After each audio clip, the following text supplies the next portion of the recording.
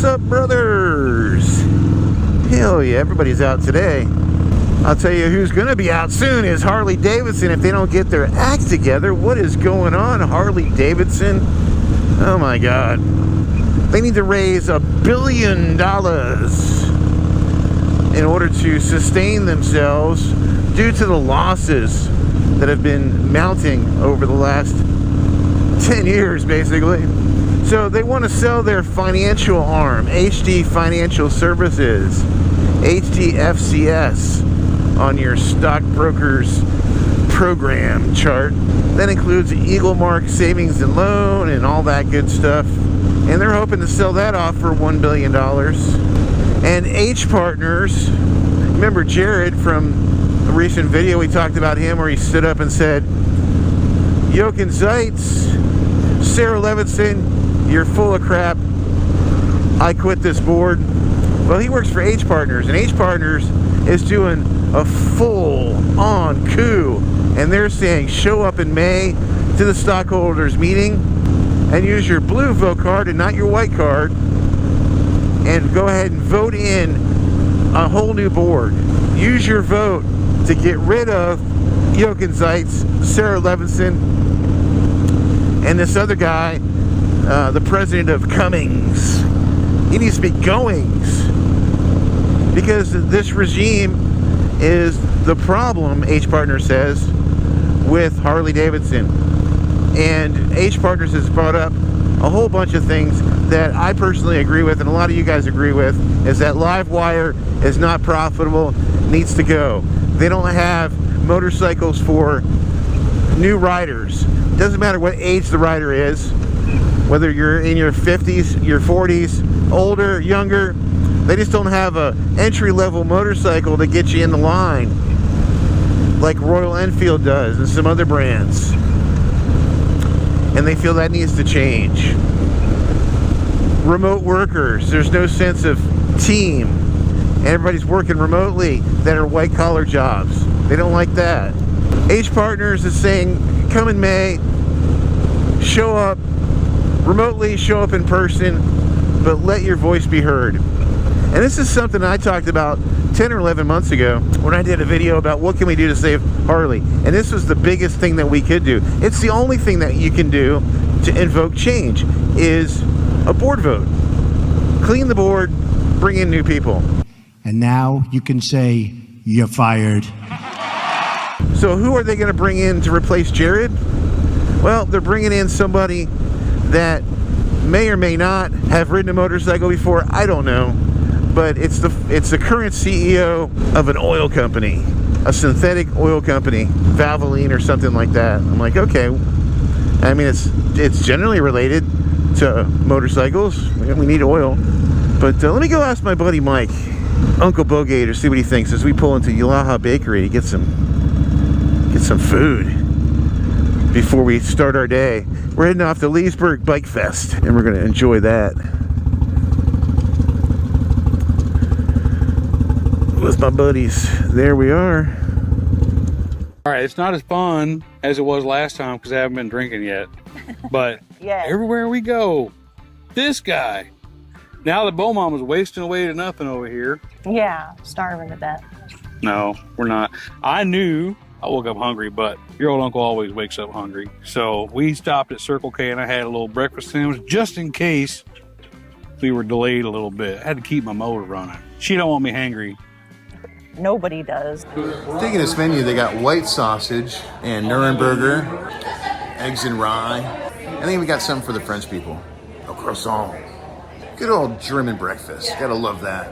So, Mike, I was talking on my vlog on the way over about Harley-Davidson's issues of Which late. issues? The issues where the gate stuff or the CEO leaving or both? Well, do you think Harley's heading in the right direction? You were a former salesperson at a dealership. It's never been heading in the right direction. You know what I mean? You talk to people, oh, Harley's going to go out of business tomorrow. You know what I'm saying?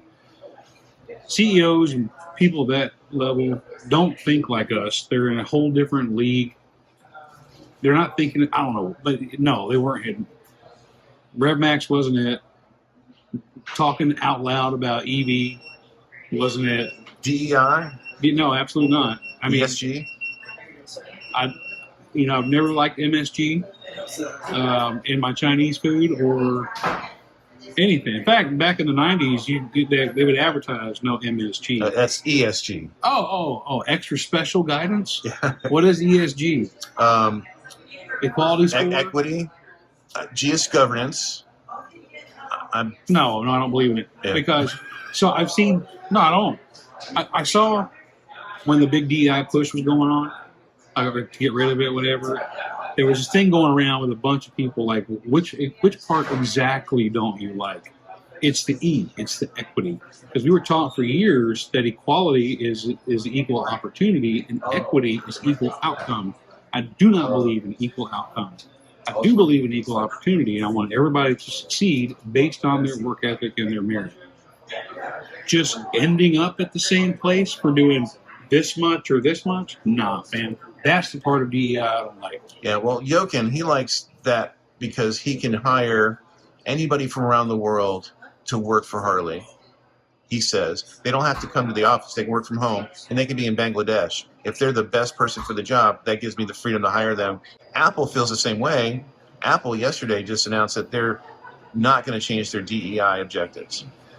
Harley, in April of last year, said, okay, we're not going to follow DEI rules, but behind closed doors, H partners have found out that they haven't changed. They're still hiring that and way. Everybody knew that. So they got called out. What's the guy's name that was calling everybody out? Jimmy's. Kenny Quest, not Robbie Starbuck. Yeah, whatever the guy's name is. No, they were all just giving lip service to shut up the masses. So let me ask you or anybody else who's ever worked in a job where your offices are white collar. You ever go to work feeling like you have this amazing camaraderie and good down home, warm feeling in your gut? No, you go to work and go home. You don't think about that shit. That's not important. CEOs and people at the senior executive level think that kind of stuff matters. It doesn't. It doesn't matter. Get the right people for the job, pay them what they're worth, let the work get done, and don't fucking worry about it. That's it. Stop trying. We're not a team. We're not a family. I don't want your pizza party. I just want more money and recognition for my work. That's it. And if I want to do it scratching my balls at home, that's what I'm going to do in Bangladesh. I'm buying a house in Bangladesh so I can scratch my balls on Zoom in Bangladesh, playing a banjo.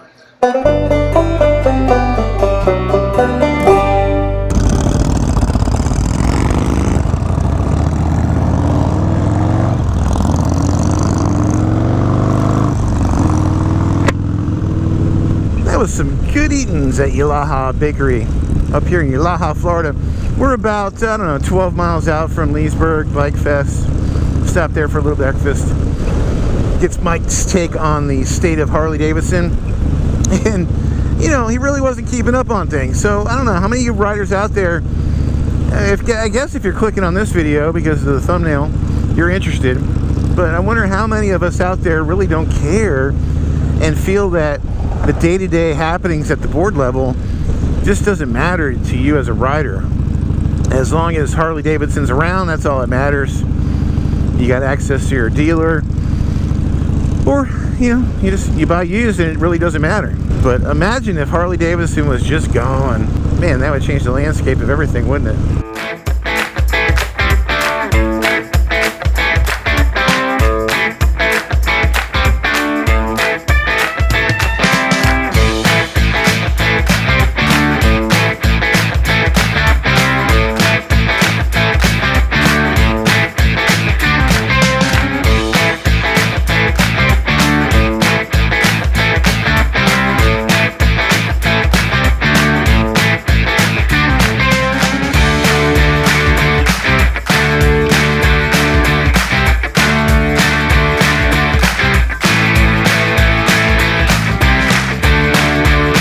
All right, we found our way to the back alley. This is where all the markets are. They got the cool shit. You got all your leather bombers back here.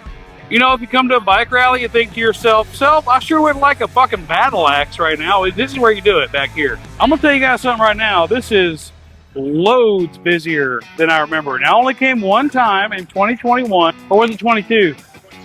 22. Yeah, Kenny was with me. Wild, man. I mean, for anything small town Leesburg, this is fucking wild, dude. All right, guys, this week on the Kenny Quest Show, we are reviewing the Kawasaki KZ 500 motorcycle. I always said that if I rode a sport bike, I would definitely ride an Asian one. Like a Kawasaki. You guys like that Kawasaki? That's a great bike. Isn't that a great bike?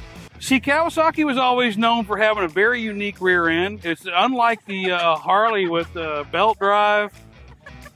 It's not a chain drive. It's more of a shaft drive. You know what I'm saying? I like a shaft drive. I do like a shaft drive. Kawasaki's been known to have a good shaft drive on them. This is the full throttle bike show, though. I thought I'd see more choppers.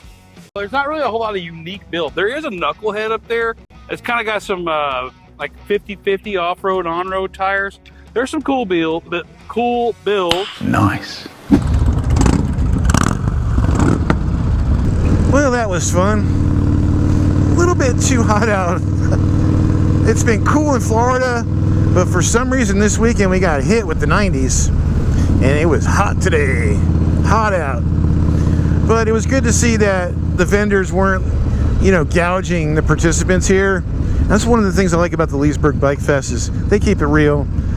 It's not too overly corporate, and I like that. So we're gonna head over to the Hideaway now, get some dinner, get some grub. We enjoyed it so much last time that we're going back. Get some more gator tail, gator bites. Gator bites are little nuggets, and gator tail is more like fillets. You had something to compare it to.